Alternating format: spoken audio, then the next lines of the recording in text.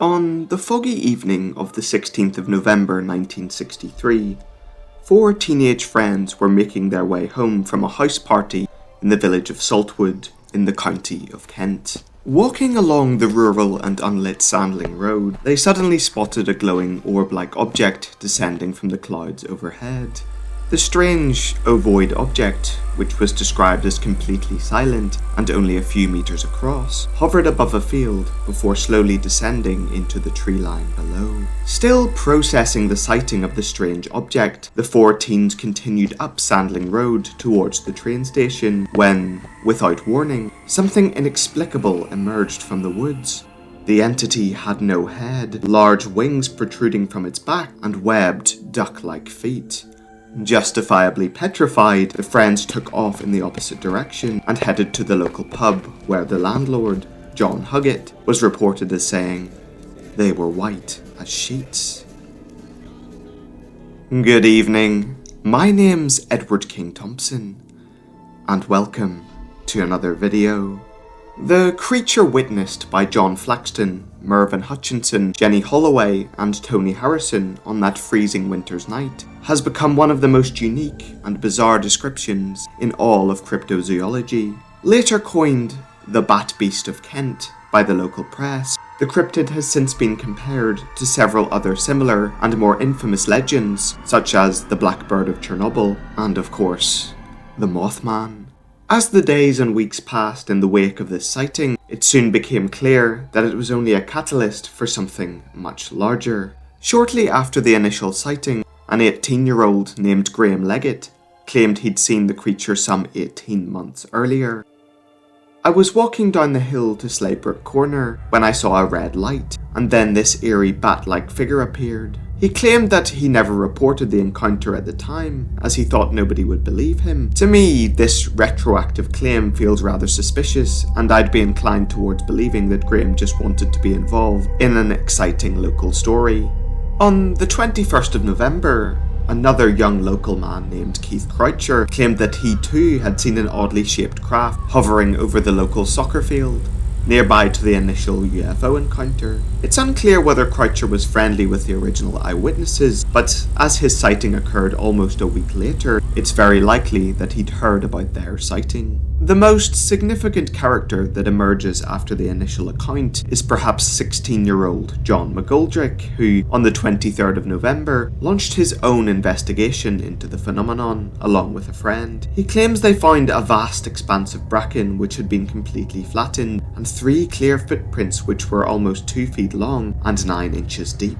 There is no further detail about the footprints. If they'd been described as webbed or duck-like, this report might be a little more compelling, but as it stands, there is little to link it to the initial sighting. The length of the footprints at a staggering 2 feet also strikes me as disproportionate to how the Bat Beast was originally described. Its height was reported to be around 5 feet. Further shedding doubt on John's claims are the knowledge that reporters returned to the woods with him the day after his first investigation and couldn't find the footprints or the flattened undergrowth. They did, however, report an eerie glow in the thicket, which apparently remained there for several days. Retired civil servant William Waite, who worked for the Aeronautical Inspection Board, adds a little more credibility to the claims of mysterious lights in the sky. Walking his dog near Slaybrook Corner a week before the 16th, he said he saw this bright bluish-white light, about the size of a golf ball, flying directly ahead of me. It travelled quite slowly in a steady horizontal direction. It definitely wasn't an aeroplane.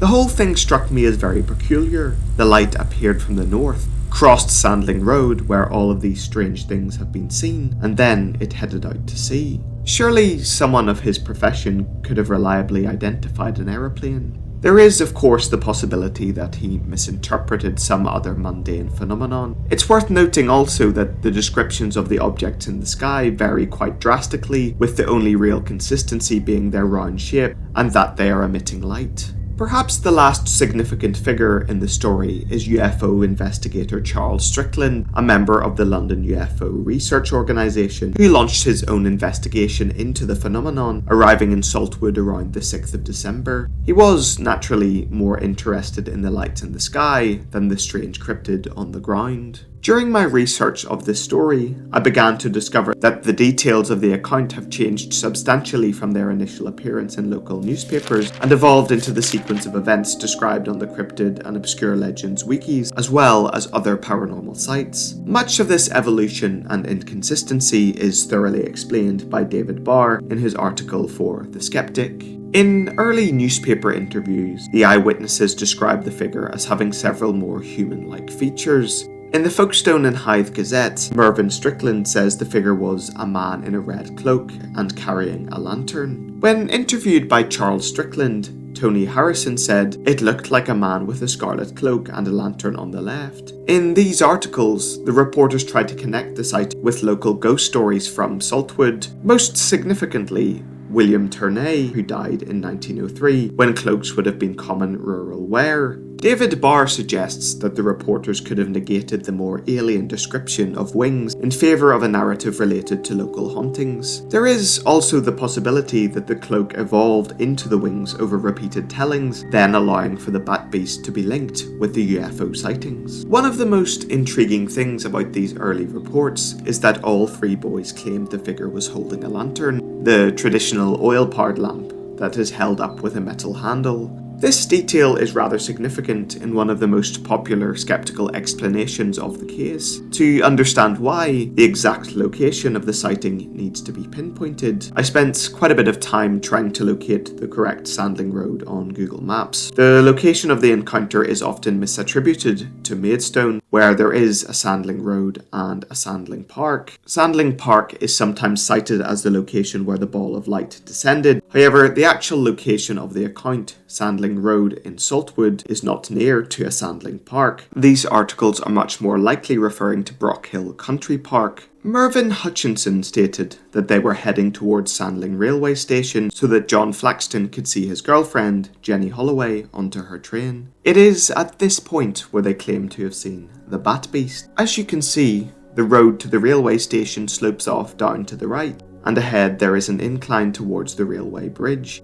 Because of the location that the figure was seen, Charles Strickland suggests that the figure was simply a railway employee carrying an oil lamp, which were commonly used by British Rail at this time. Strickland also makes the suggestion that the light would not be bright enough to illuminate the whole body of the railway worker, perhaps creating the illusion that he was headless. But what about the fur, the webbed feet, and the reports that the creature flapped its wings and started flying towards them? Well, the descriptions of fur and that the bat beast actually flew through the air are not present in the original newspaper articles and mostly appear in recent internet retellings. Reports from the eyewitnesses do claim that the figure mysteriously disappeared in front of their very eyes. There was, according to Charles Strickland, a gate on the right-hand side of the bridge, which led to a small power hut at the bottom of a path. Now, assuming that the bat beast was facing the teenagers as they walked towards the bridge, there is no gate visible on the most recent Google Street View imagery, nor the earliest in 2009, although it is worth considering that even these photos were captured well over 45 years after the sighting. The structure and layout of the bridge has almost certainly been altered considerably in that lengthy time period. With so much evolution in the details of the creature itself, it appears that contemporary retellings have selectively drawn out certain features to align the bat beast with other famous winged cryptids. The early descriptions frame it as far more human and cast significant doubt on any paranormal slant. Indeed, the most intriguing part of the case to me are the mysterious lights. In the mid-1970s, ufologist Chris Wolfe reopened the case and made several suggestions about the source of the lights. Reports by the teenagers suggest that they were close to Brockhill Country Park when the lights appeared.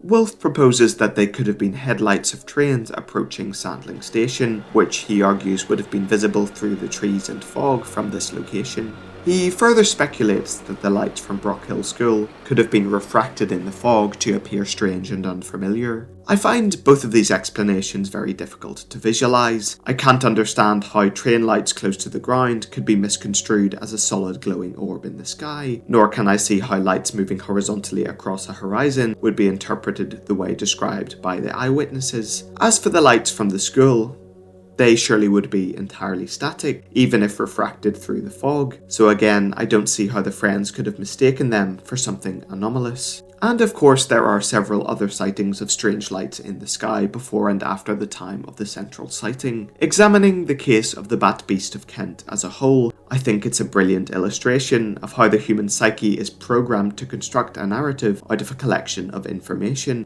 emphasizing specific details and disregarding others entirely to build the desired picture. For UFO enthusiasts, this is a case of an extraterrestrial craft landing and an otherworldly being stepping out of it. For cryptozoologists, this is an undiscovered animal or even an interdimensional being, an omen of doom. And for investigators of hauntings, the figure is the ghost of a real person from Saltwood's history. Something truly inexplicable may indeed have occurred on Sandling Road that night. There are certain details from several accounts that do strike me as very, very strange, and no immediate rational explanations jump out at me. But it's important to separate and analyse each individual event, using the limited evidence to strip away any constructed narrative, stringing them all together. So, what do you think happened on that fateful foggy evening all the way back in November 1963? Thank you very much for watching, and I'll see you next time.